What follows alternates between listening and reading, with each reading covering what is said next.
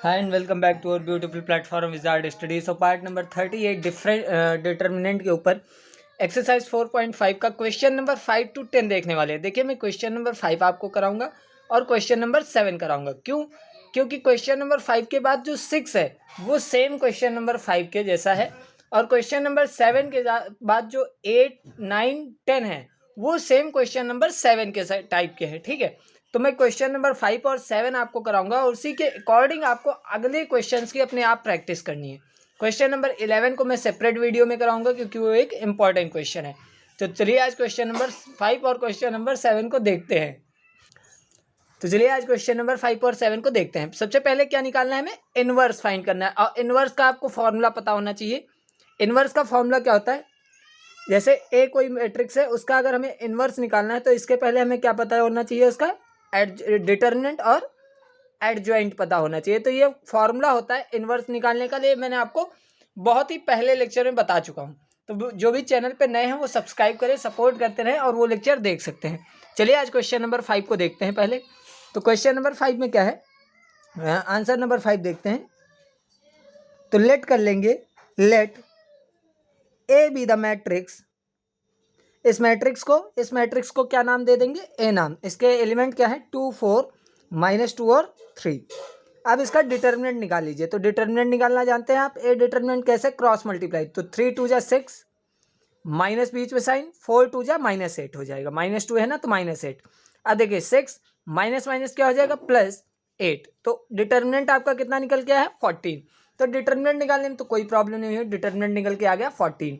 अब आपको एडजॉइंट निकालना है. एडजॉइंट निकालने के लिए पहले क्या चाहिए होगा आपको, माइनर, फिर कोफैक्टर और फिर कोफैक्टर का ट्रांसपोज करके एडजॉइंट निकलता है. तो सेकेंड पेज पे निकालते हैं इसको. सो क्वेश्चन को नोट डाउन कर लिया है. इसका डिटर्मिनेंट हम निकाल चुके थे. डिटर्मिनेंट हमारा कितना आया था निकल के, डिटर्मिनेंट आया था 14 निकल के. ठीक है, और ए इनवर्स के लिए हमको क्या चाहिए रहेगा, पहले तो डिटर्मिनेंट पता होना चाहिए, उसके बाद एडजॉइंट पता होना चाहिए.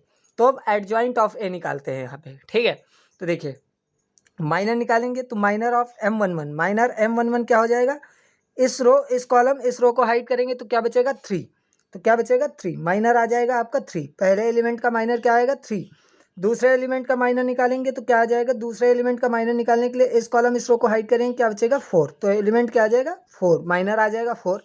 ऐसे ही इस एलिमेंट का माइनर निकालने के लिए तो माइनर निकालेंगे, इस कॉलम इस रो को हाइड करेंगे, क्या बचेगा -2. क्या बचेगा -2. ऐसे ही M22 minor of last element यानी कि M22 का माइनर निकालेंगे तो इसका माइनर निकालने के लिए इस कॉलम इस रो को हाइड करेंगे, क्या बचेगा 2. तो माइनर निकल के आ जाएगा. अब कोफैक्टर निकालना है तो C11 निकाल लेते हैं. तो -1 की मल्टीप्लाई कराएंगे, क्या किससे मल्टीप्लाई कराएंगे, -1 की पावर क्या हो जाएगी, -1 की पावर हो जाएगी जिस भी एलिमेंट जिस भी रो और कॉलम का होगा वही पावर हो जाएगी, यानी कि 1 + 1 कर देंगे. और किससे मल्टीप्लाई कराएंगे, माइनर से. जिस भी एलिमेंट का कोफैक्टर निकालेंगे उसके माइनर से मल्टीप्लाई कराएंगे. और ऐसे ही C12 के लिए क्या करेंगे, -1 की पावर 1 + 2 हो जाएगी मल्टीप्लाइड विद 4. ऐसे ही C21 के लिए क्या करेंगे, -1 की पावर 2 + 1 हो जाएगी मल्टीप्लाइड विद -2. ठीक है, और C22 के लिए क्या हो जाएगी, -1 की पावर 2 + 2 हो जाएगी और मल्टीप्लाई किससे कराना होगा, 2 से. इसको सॉल्व आउट करते हैं तो देखिए -1 की पावर इवन होती है तो +1 आ जाता है, +1 की मल्टीप्लाई 3 के साथ कराएंगे तो क्या आएगा +3. -1 की पावर जब भी ऑड होती है तो -1 आता है, -1 की पावर ऑड है यहाँ पे, 2 + 1 3 होता है, -1 की पावर ऑड है तो -1 निकल के आएगा. -1 की मल्टीप्लाई 4 से कराएंगे तो क्या निकल के आएगा, -4 निकल के आएगा.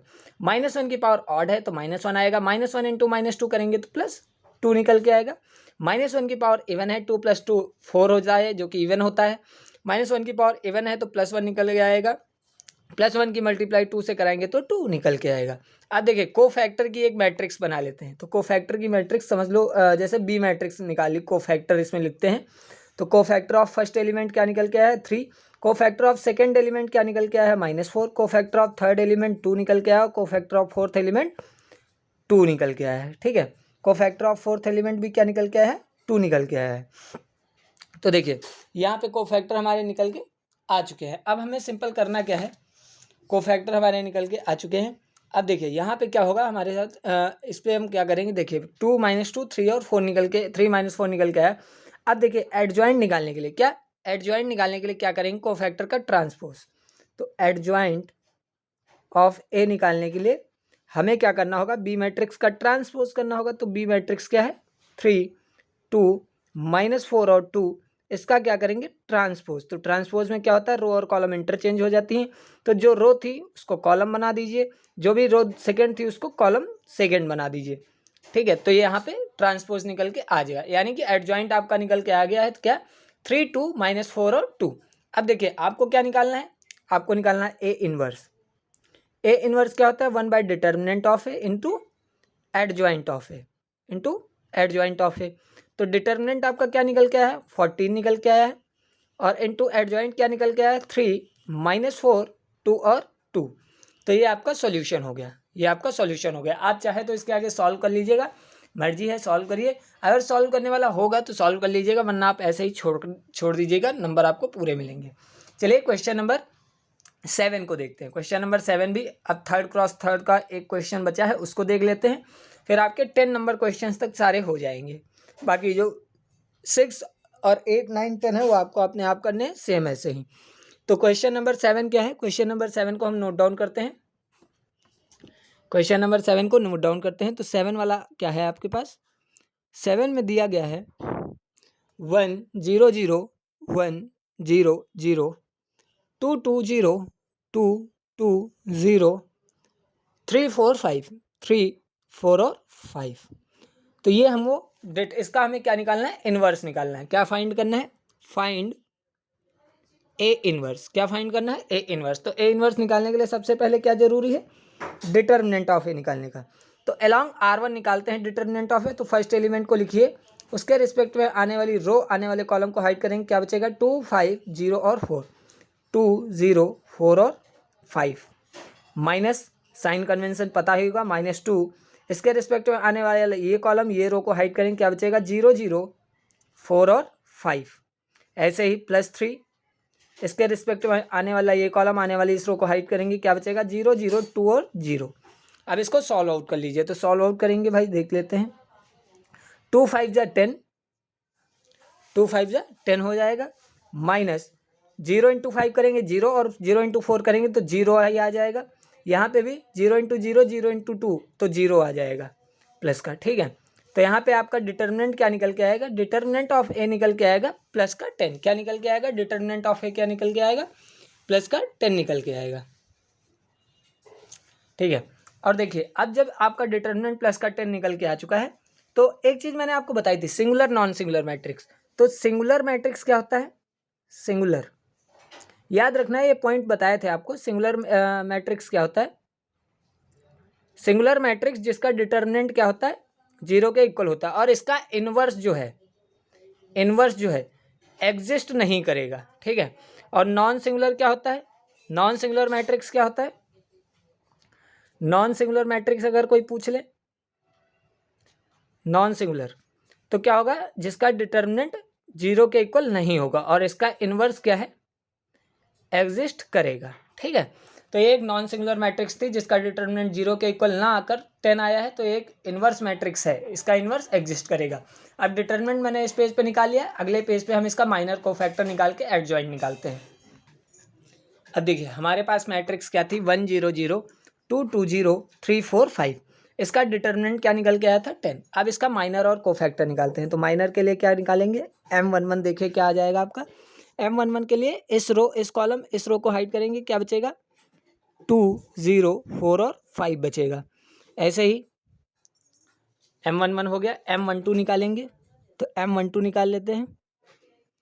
M12 के लिए क्या होगा, इस कॉलम, इस रो को हाइड करेंगे, क्या बचेगा, 0 0 4 और 5, 0 0 4 और 5 बचेगा।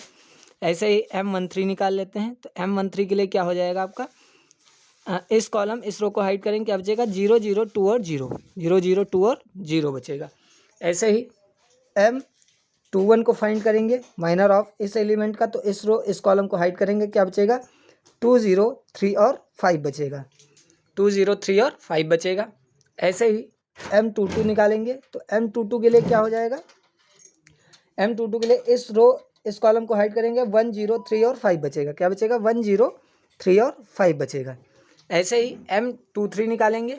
तो M23 निकाल लीजिए। तो M23 के लिए क्या होगा, देखिए M23 के लिए क्या होगा, इस रो इस कॉलम को हाइड करेंगे, क्या बचेगा 1 2 0 और 0, क्या बचेगा 1 2 0 और 0, 1 2 0 और 0।